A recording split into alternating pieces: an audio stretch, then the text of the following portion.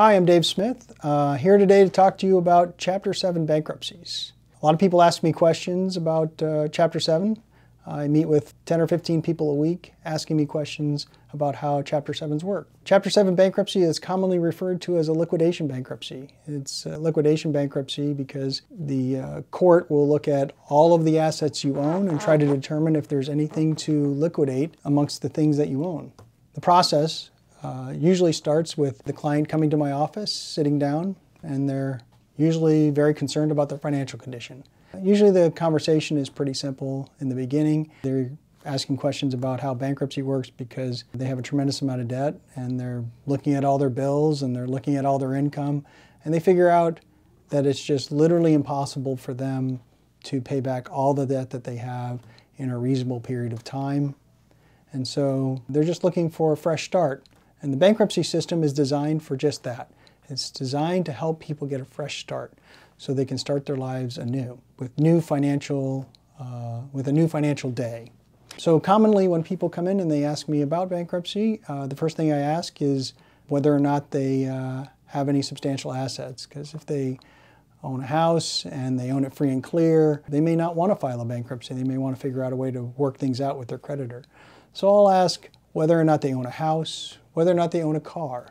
I'll ask them about their personal assets and whether or not they have any assets that have great value. The reason I ask those questions is because when the bankruptcy is filed, a trustee will be assigned by the court that will monitor what's happening with their bankruptcy. And if the trustee looks at all the assets that exist for a particular client, the trustee may want to liquidate assets. So if you do own a house and it has equity in it, a trustee may want to look at selling that particular asset. Now, again, Chapter 7 bankruptcy is commonly referred to as a liquidation bankruptcy, but as with all things, it would be fundamentally unfair if when you filed bankruptcy, if anything that you own was just sold. That doesn't really seem like the best result for people. So when you do file a bankruptcy, Chapter 7 bankruptcy, commonly you're allowed to keep certain things. You're allowed to keep equity in your home of a certain amount. You're allowed to keep equity in your car of a certain amount.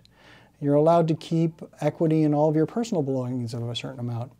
An example would be that in a Chapter 7 bankruptcy, you're allowed to keep, up to about $12,000 in household goods. You have up to $12,000 that you can apply to anything that you own if you're a single person. You're allowed to keep part of the equity in your car. You're allowed to keep some of the equity in your home. So if you have low amounts of equity in the assets that you own, generally the exemption system inside bankruptcy allows you to keep those things, and you can move forward after filing bankruptcy and nothing gets liquidated at all. But sometimes things do get liquidated. And if you do have equity that's above the amount that's allowed through a bankruptcy court system, the trustee may liquidate that asset, and then the trustee will distribute out the money that's obtained from that sale equally amongst all the creditors that exist. So the system is designed to make it so that people don't wind up wearing a barrel and suspenders and they wind up with nothing at all. The court system doesn't want to see people getting a fresh start with absolutely nothing. So when people come to my office, I'm always asking them about their financial condition, including what assets they own, and then I ask them how much income they have and how much expenses they have. Income's important because when you file a Chapter 7 bankruptcy, you're only allowed to have a certain level of income to be in a Chapter 7. If you make too much money, you may have to be filing to a different bankruptcy, a Chapter 13 bankruptcy. I'll be doing a separate video on Chapter 13 bankruptcies, and you'll be able to review that and get an understanding of how Chapter 13s work. But needless to say, if you make too much money, you may not be qualified to be in Chapter 7 bankruptcy. If it turns out that you are qualified for a Chapter 7 and you hire my office to do the work, here at my office, we help you through the process step by step. The first step when you file a bankruptcy or for filing a bankruptcy is you will need to do something called credit counseling. Credit counseling is a requirement under the bankruptcy court system. If you don't do credit counseling, you can't file bankruptcy. Credit counseling is done online through a computer program. I have a relationship with a company that does the credit counseling. When you hire my office, I set you up with that company. I send you a link to do the credit counseling, and then you just go and do the credit counseling, and a certificate is then generated from that credit counseling. The certificate is important because that's what we file with the bankruptcy court to tell the bankruptcy court that you actually did the credit counseling. After you've completed the credit counseling, we'll need to collect all of your financial information. Usually I ask people for the last 6 months' income and the last 2 years' taxes. The reason I ask for those things is because the last 6 months' income tell us what your financial income is for that time period, so we can determine whether or not you're qualified to be in a Chapter 7. And the reason I ask for the last 2 years' taxes is because the last 2 years' taxes tell us how much money you've made in each prior year, which is required to be disclosed to the bankruptcy court. My office uses a program called My Case Info. It's a computer program that we send you a link to that helps disclose all of your financial condition. That includes your income and expenses, your assets, and your liabilities. Your financial condition is very important to the court. The court wants to know every aspect of your financial condition, and the My Case Info program allows you to disclose all of those things to me so I can put them into the bankruptcy petition, and we can go over them for the bankruptcy filing. After you've done the My Case Info, we set up an appointment at my office. You come to my office and we sit down right here and we work through your bankruptcy petition. I will download your credit report. The reason I do that is because it provides me with all of the creditors you generally have that are reported to your credit reporting agency. For most people, it will take quite a bit of time to actually enter in all of that information, so it saves you time and it saves me time by downloading it directly into the petition. It takes probably a minute or two to actually download the information from the credit report into the petition, and we do it right here at my office as we're drafting the petition for your bankruptcy. While we're meeting to draft through the bankruptcy petition, you might have questions. People have questions all the time about bankruptcy. You know, as with everything else in life, there's many aspects and many different avenues that you may have to go down when it comes to the bankruptcy process. So you may have questions about the assets that you have, about the debts that you have. A common question that people ask me is, what happens if I don't list something in the bankruptcy? Rest assured, if you file a Chapter 7 bankruptcy and you fail to list a creditor, if you don't have any assets, failing to list a creditor is really somewhat non-eventful. It's not really that important. It's important that you try to list every creditor that you owe money to, but if you fail to list one, it can be either added later into the Chapter 7 bankruptcy, or after the bankruptcy is complete, if there were no assets to administer in the bankruptcy. If you remember, we talked about that a minute ago. We discussed if the trustee finds an asset and tries to sell it. If the trustee finds no assets to sell, then the failure to list somebody in a Chapter 7 bankruptcy isn't fatal to being able to advise that creditor that money, or that the bankruptcy occurred and that the debt is discharged. After we draft and put together the bankruptcy petition, we sign it, and then it electronically gets filed with the bankruptcy court. Immediately after we file the bankruptcy, there's another course to go through.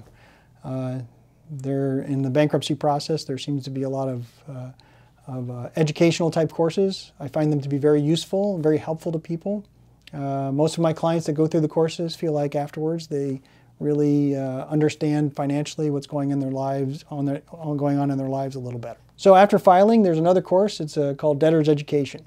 I'll send you a link to that as well. It's all part of the agreement that you have with me. I set it all up with with the company that provides that kind of service, and I just send you a link and you go through the process of doing debtor's education online. After you've completed that, or really you can complete that within 90 days of the bankruptcy filing, but after the bankruptcy is filed, about 30 days after, there's a hearing. It's a hearing at the bankruptcy court. The hearing is called a 341 meeting. It's called a meeting of creditors. The point behind the meeting is to allow the trustee in bankruptcy, remember the trustee in bankruptcy can come and ask you questions about your financial condition.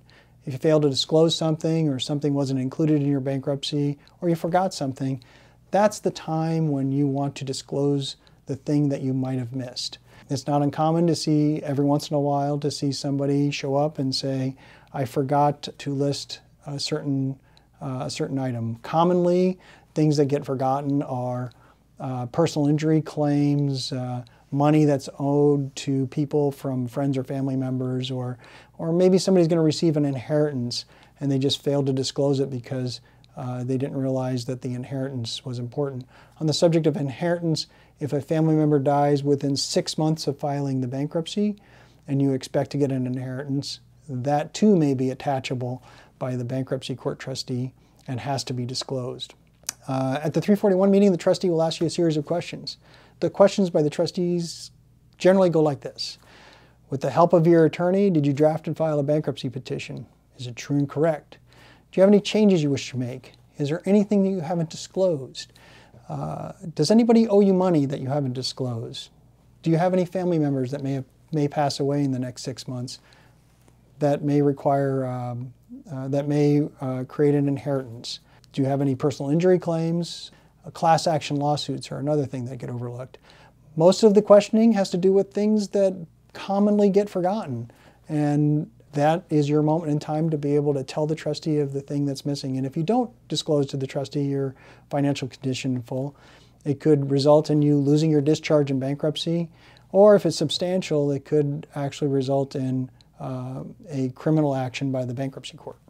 After the trustees meeting is completed, if you don't have any assets, 60 days later, you'll obtain a discharge, your case will close, and then you won't owe any of the money from the date of the filing of your bankruptcy and before. Note that if you incur debt after you file bankruptcy, that debt that you've incurred after you file bankruptcy, is not included in the pre-filing debt. So what I mean by that is, after you file bankruptcy, if you buy a car or you borrow money from someone, that money and that car, that debt is going to be required to be paid. The only other thing I think that's important that I should probably tell you about Chapter 7 bankruptcy that relates to assets that you own, and this is again a common thing that comes up as a question, is if you have a car and a car payment, after you file bankruptcy, a Chapter 7 bankruptcy, you can reaffirm that debt. And what that means is that you can sign a document that's signed by the court that says that you keep the car and you keep the car payment just as you always have. It's as though you're signing a new contract with the lender for the car. And so rest assured, after you file bankruptcy, there's many people ask me, can I keep my house? Can I keep my car?